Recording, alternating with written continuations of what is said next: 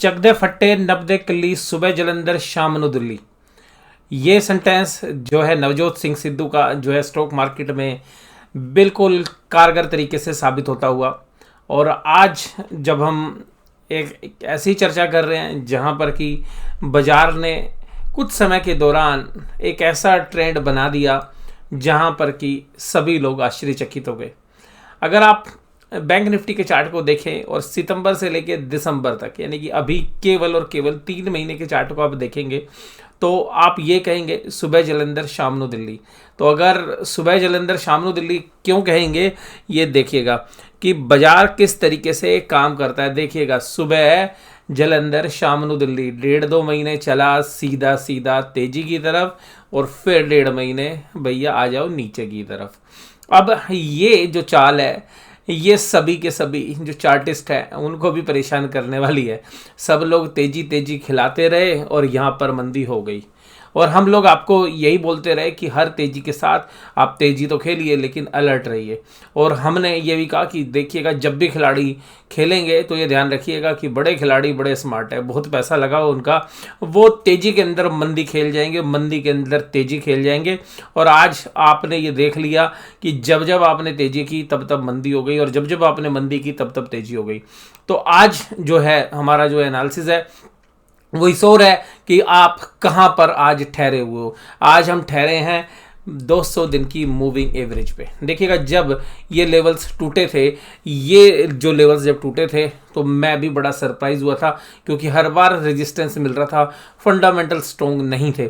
लेकिन देखिएगा बाजार से आप लोहा नहीं ले सकते, बाजार जिस तरीके से करना चाहे उस तरीके से करते हैं। ये सारी की सारी रैली उस समय हुई जब क्रूड ऑयल के प्राइस ऊपर की तरफ जा रहे थे, इन्फ्लेशन का प्रेशर था, रेट ऑफ इंटरेस्ट बढ़ने की बात थी, यानी कि बाजार के अंदर एक ऐसा माहौल था कि हाँ मंदी होनी चाहिए। लेकिन उसी समय पर तेजी हुई और जिस समय पर आप सब लोग तेजी में थे उसी समय मंदी हो गई। और आप देखिएगा चारों तरफ कोविड के नए वेरिएंट्स की बात हो रही है, उस समय पर आपको मंदी खिला दी गई है। ये ध्यान रखिएगा, यहाँ पर ये जब मंदी खिलाने वाले लोग हैं ये कभी भी तेजी कर सकते हैं। और मैं इसलिए कह रहा हूँ क्योंकि टेक्निकल चार्ट्स के ऊपर ये लेवल्स वो लेवल्स हैं जहाँ पर कि बाजार आके रुका है और वो रुकना मेरे लिए आज बहुत ही कारगर है। वो कारगर क्यों है मैं आपको बताता हूँ कि देखिएगा बाजार सभी मूविंग एवरेजेस के नीचे काम कर रहा है। अगर आप 5 दिन 10 दिन 20 दिन 50 दिन 100 दिन बैंक निफ्टी के एंगल से मैं बात कर रहा हूँ आपके साथ, और यहाँ पर देखिएगा सभी लेवल्स के नीचे काम कर रहा है। केवल एक लेवल बचा है 200 डेज का moving average and N exponential moving average जो बनता है 35,713। और ध्यान रखिएगा ये जो लेवल है ना ये कोई मामूली लेवल नहीं है। जब भी 200 डेज मूविंग एवरेज के ऊपर इंडेक्सेस आते हैं जनरली एक बाउंस देते हैं। और ये बाउंस क्यों दिया जाता है वो भी मैं आपको उसका रीज़न बताता हूँ कि देखिएगा जब 200 दिन तक ट्रेड हुआ, जब 200 दिन तक ट्रेड हुआ तो ट्रेड होने पर क्या हुआ, ट्रेड होने पर ये हुआ कि सभी लोगों ने, तेजी वालों ने और मंदी वालों ने अपनी पोजीशंस बनाई। और सबसे ज़्यादा इमोशनली जो है बहुत सारे लोग जो है मार्केट में अटैच होते हैं। बहुत बार मंदी वालों को फंसाया, बहुत बार तेजी वालों को फंसाया, और अंत में ये एक ऐसा लेवल है जो कि एक वेटेड एवरेज है, यानी कि जहां पर सभी के सौदे जो है मंदी और तेजी के जाके न्यूट्रलाइज हो जाते हैं। तो ऐसे लेवल्स के ऊपर मंदी करना बहुत ही खतरनाक होता है। टेक्निकल लेवल से, फंडामेंटल नहीं बोल रहा मैं, टेक्निकल लेवल्स पर, ऐसे लेवल्स पर मंदी करना बहुत ही खतरनाक होता है क्योंकि ऐसे लेवल से बहुत ही खतरनाक वाले बाउंस आते हैं। कभी कभी आपको बैंक निफ्टी में 500 से 1000 पॉइंट के आपको मूव्स मिल सकते हैं। और जिस तरीके का जो है विक्स है, यानी कि इंडिया विक्स जिस तरीके से काम कर रहा है, इस बात से इनकार भी नहीं किया जा सकता। तो अभी देखिएगा मैं आपको पर्सनल लेवल पे बोलूं कि मैंने अपनी जो पोजीशंस हैं, जनरली मंदी की पोजीशन जनरली हमारी हैज होती है, लेकिन क्योंकि कुछ ना कुछ पोजीशंस जो हैं, एक साइड तो पलड़ा भारी रहता है बुल्स की तरफ या बीएस की तरफ, तो जो हमारा पलड़ा अभी तक बीएस की तरफ भारी था हमने न्यूट्रलाइज कर दिया है। और अब जो भी कोई पोजीशंस है वो मंदी की साइड नहीं है हमारी, और हम अभी बाजार को देखना चाहते हैं। और जनरली हमने अपनी पोजीशंस यहाँ पे स्क्वायर ऑफ कर दी हैं, ज़्यादातर पोजीशन स्क्वायर ऑफ कर दी हैं। अब हम केवल बाजार को वेट एंड वॉच की सिचुएशन में, क्योंकि यहाँ पर अगर हम शॉर्ट्स पोजीशंस बनाते हैं तो एक रिस्क है कि बहुत अच्छा बाउंस हो सकता है। यहाँ पे अगर हम तेजी बनाते हैं तो भी एक बड़ा रिस्क है। वो रिस्क क्या है? वो रिस्क ये है कि बाजार यहाँ से क्रैक कर जाए तो 35,000 तक भी जा सकते हैं, और उसके रीजंस मैं आपको बताऊंगा कि क्यों 35,000 तक भी जा सकते हैं। बट अभी मुझे हाल फिलहाल ऐसा नहीं लग रहा, क्योंकि जिस तरीके से आज बाजार को बंद किया उसकी सारी स्टोरी मैं आपके साथ आज शेयर करने जा रहा हूँ। मुझे पर्सनली क्या लगता है वो आप सुनिएगा, देखिएगा देखिएगा मैं अपने साइकोलॉजिकल लेवल्स, जो चार्ट की नॉलेज है वो, जो फंडामेंटल नॉलेज है वो, जो मैं रोज़ बाजार में देखता हूँ वो, उन सब का कम्बिनेशन है। तो आप ये नहीं कह सकते कि मैं केवल एक ही बेसिस पर आपके साथ बात करूँगा। तो मैं, मेरी जो अपनी अंडरस्टैंडिंग है उसके हिसाब से बात आपके साथ करता हूँ रोज़, और आज भी मैं उसी एंगल से आपके साथ बात करने जा रहा हूँ। तो देखिएगा ये जो चार्ट है ये आपके सामने है। अब ये जो चार्ट है ये बता रहा है कि जो है 200 दिन के मूविंग एवरेजेस आ गए। इसका मतलब है कि 200 दिन का मूविंग एवरेजेस यहीं पे क्यों आया? ये इसलिए आया क्योंकि आप अगर नोटिस करें तो पिछले साल दीपावली के बाद जो तेजी हुई थी, उस तेजी के दौरान जब बाजार 24,000 25,000 से चलना शुरू हुआ तो एक तरफा जो है 32,400 के आसपास तक गया था। उसके बाद बजट के से पहले जो है प्रॉफिट बुकिंग हुई, और फरवरी में जब जनवरी के अंदर जो प्रॉफिट बुकिंग हुई लास्ट हफ्ते में, फिर आया बजट, और बजट के अंदर बहुत सारे शॉर्ट्स बने हुए थे और इसी तरीके से मंदी का माहौल था जैसा आज की डेट में, और फिर वहाँ से एक जबरदस्त पुल बैक हमें देखने के लिए मिला, और वहाँ से फिर हम 37,000 के आसपास तक बैंक निफ्टी में गए। उसके बाद फिर देखिएगा कोविड की सेकंड लहर का जो है कारण बना, और फिर देखिएगा हम 30,500 के आसपास तक बैंक निफ्टी को देख के आए। तो कुल मिलाकर ये जो सारे लेवल्स हैं, तो इन लेवल्स के बीच में जो है बाजार ट्रेड करता रहा। तो ज़्यादातर पीरियड, अब अगर 3 महीने का पीरियड देखेंगे तो इन लेवल्स के ऊपर था, और इससे पहले का जो पीरियड था वो सबसे ज़्यादा जो पीरियड जहाँ पे काम हुआ है 34,000 से लेकर 35,800, ये पीरियड है जो पूरे साल भर का अगर कोई भी एक मैं पीरियड निकालूं जहाँ पर जिस लेवल में सबसे ज़्यादा काम हुआ है, तो आप उस लेवल के बॉटम पे हैं, यानी कि जिस लेवल को तोड़ पाना बड़ा मुश्किल था जब बाजार इस बार चले थे। यहाँ से अगर मैं बात करूँ तो ये जो 35,800 का जो लेवल था ये तोड़ा, ये बहुत बार जहाँ पे 35,800 35,900 पे टच करता था बाजार हर बार वापस हो जाता था। तो अब वो जिस तरीके से वापस होता था तोड़ने में, तो अब की यार ये दूसरी बार देखिएगा अपने 200 दिन के मूविंग एवरेजेस के ऊपर आया है। तो 200 दिन के मूविंग एवरेजेस के ऊपर चांसेस क्या होते हैं कि एक बाउंस दोबारा से आ जाए, लेकिन बाजार वेट एंड वॉच है, और अगर यहाँ से बाजार क्रैक हो गया तो आप ये समझिएगा कि ये जो 200 दिन का जो मूविंग एवरेज है जहाँ से अगर बाजार क्रैक होता है, ये लेवल्स आप नोट कर लीजिएगा। फिर अगर बाजार इसके नीचे 2 दिन क्लोज हो जाए तो आप ये समझिएगा कि एक अच्छी खासी मंदी होने वाली है, लेकिन मैं अभी उस बात की उम्मीद नहीं कर रहा हूँ। तो कुल मिलाकर बाजार के अंदर वेट एंड वॉच वाली सिचुएशन है। ऐसी परिस्थिति में जनरली बाउंस बैक आते हैं। मैं जनरली ऐसी स्थिति के अंदर, क्योंकि जब मुझे डायरेक्शन क्लियर नहीं होती है तो मैं ट्रेड करना अवॉइड करता हूँ और उस साइड में बैठना जो है ज़्यादा पसंद करता हूँ। तो कुल मिलाकर यहाँ पर जो पोजीशंस हैं वो इस तरीके की है। तो आज मैं कोई भी स्पेसिफिकली जो है आपके साथ बात नहीं कर रहा निफ्टी में कि बाउंस आएगा या नीचे जाएगा। अब इस लेवल्स को आप क्लोजली वॉच करिएगा जहाँ आज क्लोजिंग हुई है। अब इसमें सरप्राइज़ क्या हुआ? सरप्राइज़ ये हुआ कि जो स्मार्ट प्लेयर हैं वो इतने स्मार्ट है आप पूछिए मत। वो क्या करते हैं, बाजार को तोड़ते हैं 3 बजे के आसपास। 3 बजे के आसपास क्या होता है कि जो दिन भर की पोजीशंस हैं वो बनी होती है, सुबह से मंदी की पोजीशन बनाई हुई होती है, तो इन टेक्निकल लेवल्स के आके आसपास बाजार बंद कर दिया जाता है। तो लोगों को लगता है कि 200 दिन के मूविंग एवरेजेस पे जाके बाजार बंद हो गए तो ये कल क्रैक भी कर सकते हैं। तो कुल मिला के एक भ्रम की स्थिति जो है ऑपरेटर पैदा कर देता है, क्योंकि आपको लगेगा यार 200 दिन की मूविंग एवरेज कल टूट गई तो बहुत बड़ी जो है गिरावट आ सकती है। और ऐसे मंदी के माहौल में जनरली वो क्या करते हैं कि ऑप्शन ट्रेड में अपनी कॉल खरीद लेते हैं, और शॉर्ट्स ज़्यादातर लोग बैठे होते हैं और फिर वहाँ से वो रिकवरी कर देते हैं। ऐसा ही मैंने पिछली बार भी कहा था। तो क्या सेम रिपीट होगा या नहीं होगा ये कल देखेंगे आराम से। तो कुल मिलाकर इस समय पर मैं जनरली ऑप्शंस बायर को सलाह नहीं देता कि ऑप्शंस बाइंग करिए, क्योंकि ऑप्शन बाइंग एक रिस्की बैट होती है। बट ऐसी परिस्थिति में, जब ऐसी परिस्थिति है तो मुझे ऐसा लगता है कि ऐसी परिस्थिति के अंदर ऑप्शंस बायर के पास ज़्यादा कंफर्ट होता है बजाय कि ऑप्शन सेलर के, क्योंकि बाजार किसी भी साइड मूव करेगा, अगर रिकवरी आएगी तो 700-800 पॉइंट की आएगी तो ऑप्शंस का जो कॉल के बायर्स हैं वो फायदेमंद होंगे। नीचे जाएगी तो भी देखिएगा 35,100 35,200 तक बाजार जाएगा तो वहाँ पर भी पुट वालों को, तो ऐसी स्थिति में कॉल और पुट दोनों का जो स्ट्रैडल बायर करते हैं वो शायद ज़्यादा कंफर्टेबल है। और अभी भी आप देखिएगा जो लॉन्ग टर्म के अंदर जो स्ट्रैडल के सेलर्स हैं, मतलब जो डेली बेसिस पे स्ट्रैडल बेचते हैं, वो लोग भी पिछले 15-20 दिन से इतने बुरे तरीके से ट्रैप है, क्योंकि स्ट्रैडल के अंदर ज़्यादा मूवमेंट चाहिए नहीं, ज़्यादा वोलेटिलिटी होनी नहीं चाहिए, और वो वोलेटिलिटी की वजह से जो स्ट्रैडल के जो सेलर्स हैं वो ज़्यादा जो है नुकसान उठा रहे हैं। लेकिन इस समय पर स्ट्रैडल के जो बायर्स हैं उनके लिए काफ़ी प्रॉफिटेबल जो है दिन रहे हैं। तो ये ट्रेडिंग एंगल से मैंने आपके साथ बात की। स्ट्रैडल का मतलब होता है कि सेम स्ट्राइक प्राइस की कॉल और पुट खरीदना या बेचना। अगर आप बेचते हैं तो आप शॉर्ट करते हैं, यानी कि आपने स्ट्रैडल को सेल किया है, यानी कि आप ऑप्शन राइट किए। अगर आप सेम रेट की स्ट्राइक की जो है कॉल या पुट खरीदते हैं तो इसका मतलब आपने लॉन्ग पोजीशंस बनाएंगे, यानी कि आपने प्लस किया। तो उस स्थिति में जो है जो अभी खरीदने वाले जो है वो शायद ज़्यादा कंफर्टेबल हैं। तो कुल मिलाकर आज बाज़ार को हम इस एंगल से जो है देख रहे थे कि हाँ थोड़ी सी मंदी होनी चाहिए, क्योंकि मैंने आपको बोला था पिछले हफ्ते कि जब बाज़ार, मैं स्पेशली बैंक निफ्टी की बात कर रहा हूँ, कि जब 36,700 36,800 पे आएगा अपने जो है ध्यान रखना वो लेवल एक रेजिस्टेंस से काम करेगा। वहाँ से जो लेवल आज क्लोज हुआ ये मेरा सपोर्ट लेवल था, तो आज मेरे सपोर्ट लेवल पर जाके बाजार बंद हुआ। तो मैं यही कहूँगा कि अभी जो है बाजार को देखना है, सुबह जलंधर शाम को दिल्ली। तो ये बात बिल्कुल बाजार ने साबित कर दी, और पिछले हफ्ते में भी यही हुआ है, और पिछले 3 महीने का चार्ट देखोगे तो भी यही हुआ है। तो ध्यान रखिएगा कि जब तेजी हो रही थी तो लोग 20,000 की बात कर रहे थे जी, 20,000 से पहले निफ्टी रुक नहीं सकता। हमारे व्हाट्सएप के ऊपर भी लोग कमेंट करते, तो मैंने कहा था कि भाई साहब ये बाजार है, बाजार दोनों तरफ चलता है, और जिस तरीके का एक तरफा मूव आया पिछले 7-8 महीनों के दौरान वो जनरली लॉजिकल नहीं होता है, और जब लॉजिकल नहीं होता है तो सेलिंग भी भाई साहब उसी तरीके से लॉजिकल के साथ नहीं होगी, और उसी तरीके की सेलिंग देखने के लिए मिल रही है।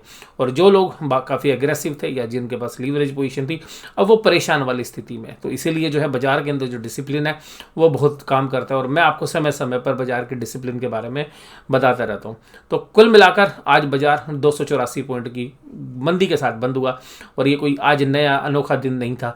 अब बाजार पिछले 1 महीने से इस तरीके के एक्शन जो है दिखाता रहता है, अब तो 400 पॉइंट भी दिखा देता है। तो कुल मिलाकर ऐसे में जो है एग्रेसिव हो जाते ट्रेडर, सारे अभी तो बहुत मंदी होगी, बहुत मंदी होगी, और तेजी में ऐसे बेइंतहा तेजी होगी।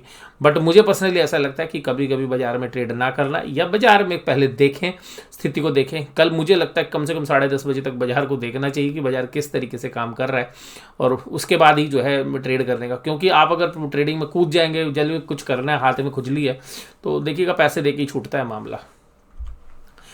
अब देखिएगा यहाँ पर अगर आप निफ्टी 50 के इंडेक्स की बात करें, तो निफ्टी 50 का जो इंडेक्स है, मैं इसकी सपोर्ट नहीं बोलूँगा क्योंकि इसकी सपोर्ट आती थोड़ी नीचे। हालांकि जो 16,700 16,800 है ये भी एक इमीडिएट सपोर्ट है, लेकिन कुल मिलाकर ये सपोर्ट क्रैक हो सकती है। आप 16,600 की तरफ नज़र बनाइए। अभी पहली जो सपोर्ट है वो 16,800 पर आएगी, लेकिन जिस तरीके का सीवियर सेलिंग प्रेशर हमें देखने के लिए मिला, तो हो सकता है कि आप, क्योंकि ये जो कैंडल है ये केवल एक सिंगल कैंडल है, तो एक सिंगल कैंडल को तोड़ने के लिए बाजार एक सिंगल कैंडल का यूज़ कर सकता है। तो अगर वो सिंगल कैंडल यूज होती है तो कल 16,600 पर भी बाजार टच कर सकता है। हालांकि देखिएगा आज की सीवियर पेलिंग है, तो लगातार यार माल थोड़ी ना बेचेंगे, कोई पागल थोड़ी ना बेचने वाला है रोज माल बेच दो, लेकिन उनकी ऑप्शंस के ट्रेड बने होते हैं इसलिए बेचते हैं वो। लो जी कोई बात नहीं, शेयर में लॉस ले लेंगे लेकिन ऑप्शन में प्रॉफिट करेंगे, तो इसलिए उस बात से भी इनकार नहीं किया जा सकता।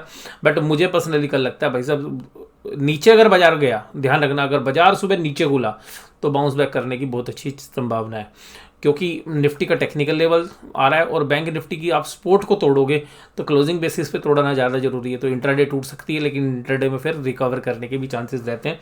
तो कल मुझे पर्सनली ऐसा लगता है कि कल एक अच्छी वोलेटिलिटी वाला दिन जो है हो रह सकता है। वोलेटिलिटी तो वैसे यार अब रोज ही बढ़ी हुई है, लेकिन फिर भी आप देखिएगा बहुत समय बाद आपने देखा होगा निफ्टी के चीथड़े उड़ा दिए भाई साहब। भालू इतना एग्रेसिव हो गया, 50 में से 49 शेयर 49 शेयर्स भाई साहब लाल निशान में बंद हुए हैं। अब दिग्गजों की बात नहीं, सबको उड़ा दिया। तो जब 50 मतलब आप किसी टीम के 50 में से 49 खिलाड़ी को आउट कर दो, तो आप समझ सकते हैं ना टीम की हालत क्या हुई होगी। इसका मतलब ये हो गया कि भाई साहब वर्ल्ड कप के अंदर इंडिया की टीम 50 ओवर के मैच में 15 ओवर में निबट गई 35 रन के ऊपर। ये कुछ उस तरीके की स्थिति आज जो है हमें देखने के लिए मिल रही है पिछले कुछ दिनों से। 35 रन थोड़े, हालांकि जब कम कर दिया अब 100 रन लगा लीजिए, तो क्योंकि 35 रन वाला जो भी इंसिडेंस है वो 2-4 दिन पहले हुआ था। तो मैं आपको बस एक सिंबॉलिक तरीके से बताना चाह रहा हूँ कि किस तरीके से जो है सेलिंग हो रही है। लेकिन इसका मतलब ये नहीं है कि भाई साहब अगर एक दिन हमारी वर्ल्ड कप में एक मैच में अगर टीम इस तरीके से कम रन बनाती है तो आगे वो नहीं करेगी। अगले दिन भाई साहब हमारे सारे खिलाड़ी छक्के मारते, चौके मारते हैं। स्ट्राइक रेट होता है जी 150 का, और तो आप ये समझिएगा कि 300 बॉलों के ऊपर 450 रन भी बनाती हैं टीमें। वही टीम होती है वो कभी 40-50 रन पे भी आउट होती है, वो 450 बनाती है। तो इसका मतलब ये नहीं है कि बाजार में आज ऑपरेटर ने नीचे कर दिया तो कल भी नीचे ही होगा। हालांकि अंडरलाइन बाजार की अभी भी कमज़ोर है, ध्यान रखिएगा। लेकिन बाजार जब सपोर्ट के आसपास होते हैं तो हमें थोड़ा सा अलर्ट रहना चाहिए। आप किसी भी टेक्निकल पैरामीटर्स को देखेंगे, सब आपको बैंक निफ्टी में तो सेल दिखाएंगे, सारे इंडिकेटर्स।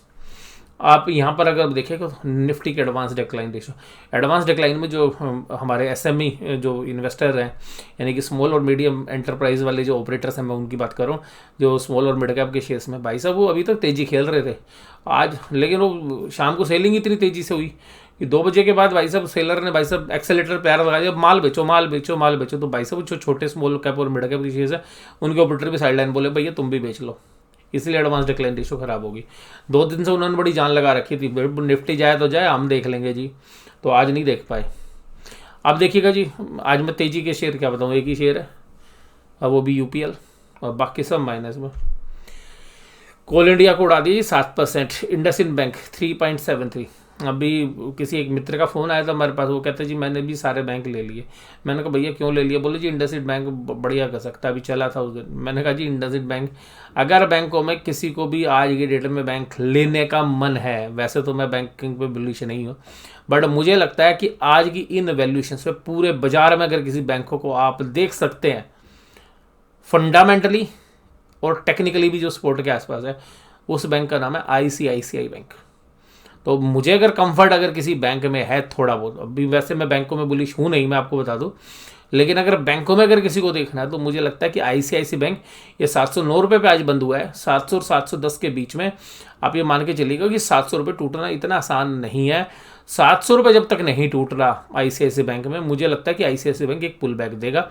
और इसका एक मेन रीज़न ये भी है कि जहाँ पर 200 दिन का मूविंग एवरेज, जहाँ पर बैंक निफ्टी बंद हुआ है, वो भी एक टेक्निकल रीजंस देते हैं। लेकिन मैं फिर भी कहूँगा कल कुछ नहीं, पहले वेट एंड वॉच, फिर देखेंगे। बाजार में कभी कभी जो है ट्रेड सोच समझ के करना पड़ता है, तो 10:30 तक जो है मुझे लगता है कि कल देखना है कि किस तरीके से करते हैं। हालांकि मुझे उम्मीद है कि बैंक निफ्टी में थोड़ा सा बाउंस आना चाहिए, और आज भी बैंक निफ्टी ने मजबूती दिखाई निफ्टी के सामने, जनरली ऐसा बहुत कम होता है। और आज देखिएगा एफएमसीजी में Tata consumer, Bajaj Finserv, HCL tech, ये कमजोरी के साथ आज भाई साहब आईटी को उड़ा दिया। आईटी देखिएगा, टीसीएस, एचसीएल टेक, विप्रो, भाई साहब सब लाल निशान के अंदर काम करते हुए नजर आए, इन्फोसिस, सबको लाल में कर दिया। तो ये थोड़ा सरप्राइज करता है, लेकिन बाजार है, बाजार में सब तरीके की चीज़ें चलती हैं। निफ्टी, बैंक निफ्टी के बारे में इतनी बात कर चुका हूँ आज आपके साथ। और सबसे खास बात यह है कि बैंक निफ्टी ने आज 35,696.75, ये पिछले हफ्ते के अंदर किस दिन इसी पॉइंट पर ये 35,695.25 के आसपास बाजार बंद हुआ था, बताइए वो कौन सा दिन था, कमेंट बॉक्स में लिखिएगा। और वहाँ से भी मैंने यही बात बोली थी कि 200 दिन के मूविंग एवरेजेस पे बाजार बंद हुए हैं और बाजार यहाँ से मूव कर सकते हैं। और फिर वहाँ से देखिएगा 1000 पॉइंट तक वो चल के आया 2-3 दिन के अंदर। तो मैं अभी ये यार भी हूँ तो उतना ही कॉन्फिडेंट कि भाई बाजार इस लेवल को पहले भी 2-3 बार रिस्पेक्ट करता था नीचे से जब ऊपर आया, तो हो सकता है कि रिस्पेक्ट करे, हो सकता है ना करे। तो इसलिए मैं आपको बोल रहा हूँ कि वेट एंड वॉच वाली स्थिति है कल। और अगर क्रैक हो भी जाए तो तुरंत शॉर्ट मत बना देना, पहले देखना, आधे 1 घंटे काम होता है, 1 घंटे नहीं। तो भाई साहब ये जो प्लेयर्स हैं ना, बड़े वो जुझारू लोग हैं जो आज माल बेचते हैं, कल ही वो सुबह खरीदने बैठ जाते हैं, और फिर वो जो जितने शॉर्टर्स हैं उन सबको लपेट देते हैं। अब देखिएगा कोटक महिंद्रा, एसबीआई, देखो सेंचुरी मारी खाली एसबीआई ने नेगेटिव, बाकी किसी ने सेंचुरी नहीं मारी, लेकिन सब ने ना पार्टिसिपेट किया भैया बैंक निफ्टी को नीचे डुबो। तो देखिएगा 5 के 5 दिग्गज माइनस में थे। और इंडसइंड बैंक 3.73, बंधन बैंक 2%, और एसबीआई 1.66%, आरबीएल 1.56, कोटक महिंद्रा 1.51। इनके साथ जो कमजोरी देखिएगा, आरबीएल बैंक देखिएगा 170-75 पे जाता है, आ गया बाउंस करके। तो आरबीएल बैंक नीचे भी सपोर्ट दिखा रहा है, तो सपोर्ट से बाउंस किया है। और मुझे कमजोरी में भी अगर आप पूछेंगे कि कौन सा बैंक लग रहा है, भैया इस बैंक के चीथड़े उड़ा सकते हैं, ध्यान रखिएगा। AU small finance bank, actually इस पर कॉर्पोरेट गवर्नेंस के इश्यूज होते हैं, बहुत सारे जो इंटरनल मैनेजमेंट के लोग हैं वो गायब हो जाते हैं, नौकरी छोड़ के चले जाते हैं। जिस तरीके की बैंक ग्रोथ दिखाता है उन सबको देख के कुछ ऐसा लगता है कि यस बैंक वाला एपिसोड ना हो जाए। तो जब कभी भी बाजार में घबराहट होती है तो इस तरीके के जो शेयर्स होते हैं उनका भूत उतारने की तैयारी रखते हैं बड़े ऑपरेटर्स। तो ध्यान रखिएगा, इसमें किसी भी तरीके की लॉन्ग पोजीशन ना बनाए अभी हाल फिलहाल में। जब हालात सही होंगे तब बात अलग है। और देखिएगा ये है, मुझे हालांकि देखिएगा बैंकिंग पसंद नहीं है, लेकिन आज की डेट में ICICI बैंक अच्छा है। और 1480 के आसपास जब HDFC गया था तब मुझे इसके ऊपर भी थोड़ा सा भरोसा था कि, पर हालांकि वहाँ से बाउंस कर गया। तो कुल मिलाकर अभी वेट एंड वॉच की स्थिति है। एक्सिस बैंक देखिएगा सांस ही नहीं ले रहा, मतलब टेक्निकली भी सपोर्ट नहीं दे पा रहा। तो कुल मिलाकर बैंक निफ्टी के ज़्यादातर शेयर्स जो है सपोर्ट नहीं दिखा पा रहे। बस 2 शेयर्स अभी आप समझ सकते हैं कि जो थोड़ा सा रुकने की कोशिश करें, वो ICICI बैंक, HDFC बैंक, और बंधन देखिएगा कोटक महिंद्रा बैंक को भी 1900 के नीचे कर दिया। मैं पीछे तो 2000 की बात कर रहा था आपके साथ। और भाई साहब ये है सबसे खतरनाक चीज़, ये नहीं मानने वाले भाई साहब, आज भी 3300 करोड़ बेच डाला हमारे भाई साहब। जो इन्वेस्टर्स हैं DIIs वो रोक रहे हैं बाजार को। तो ये हर बार ऐसे ही करते हैं भाई साहब, ये FIs एक बार बाजार को ऊपर चढ़ाते फिर नीचे गिराते हैं। लेकिन FIs को इस बार बहुत मेहनत करनी पड़ रही है। इतनी बड़ी सेलिंग पे तो भाई साहब हमारे बाजार पहले गिर जाया करते थे, इतने नहीं, इसके तो डबल गिर जाया करते थे इतनी सेलिंग के बाद। लेकिन इसका मतलब ये है कि अब क्या भैया बाजार रोकने वाले हमारे HNI इन्वेस्टर्स हैं, तो किसी भी दिन इनसे शॉर्ट कवरिंग करवा सकते हैं। तो ध्यान रखिएगा, आज इन्होंने इंडेक्स भी बेच दिया और आज इन्होंने स्टॉक फ्यूचर्स भी बेच दिए। आज ये पूरी तरीके से माल बेच के गए हैं। ऐसी स्थिति में जनरली बाजार गैप डाउन हो जाता है, ठीक है जी। लेकिन गैप डाउन वो समय था जब इनके कंट्रोल में बाजार होता था। हालांकि अभी भी बाजार इनके कंट्रोल में, लेकिन ध्यान रखिएगा अब इंडिया की भी अच्छी ताकत है। इंडिया के अंदर भी HNI इन्वेस्टर्स काफ़ी एग्रेसिव हो गए हैं और रिटेलर्स भी। और जिस तरीके से हमने बजट में देखा था ना कि ऐसी कमज़ोर बाजार में ऊपर भाई साहब 3000 पॉइंट बैंक निफ्टी खींच दिया गया था 3 दिन के अंदर। तो ऐसी स्थिति में ये बात भी जो है ध्यान रखनी चाहिए कि जब कुछ तरीके के पर्टिकुलर ट्रेडर इस तरीके से शॉर्ट्स होते हैं, तो जो दूसरे अपॉर्चुनिटी वाले लोग होते हैं शॉर्टर्स को कभी कभी फंसा भी देते हैं। बट कुल मिलाकर मुझे अभी भी पर्सनली वेट एंड वॉच वाली स्थिति लगती है। पुट कॉल रेशियो देखिएगा ओवरसोल्ड जोन में है और अभी 9 तारीख की एक्सपायरी है।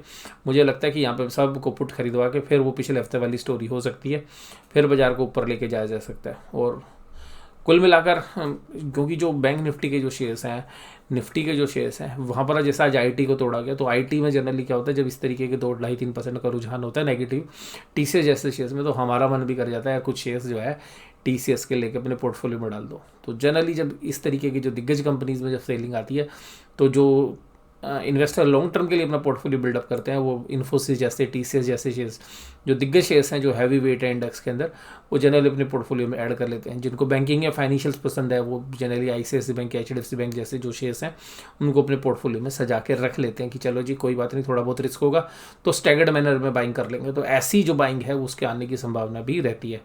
तो इस तरीके से ये मेरा आज का एनालिसिस। आज मैं बस यही बोलूँगा कि बाजार के अंदर वोलेटिलिटी बढ़ी हुई है और ऐसी परिस्थिति में अलर्ट रहने की ज़रूरत है।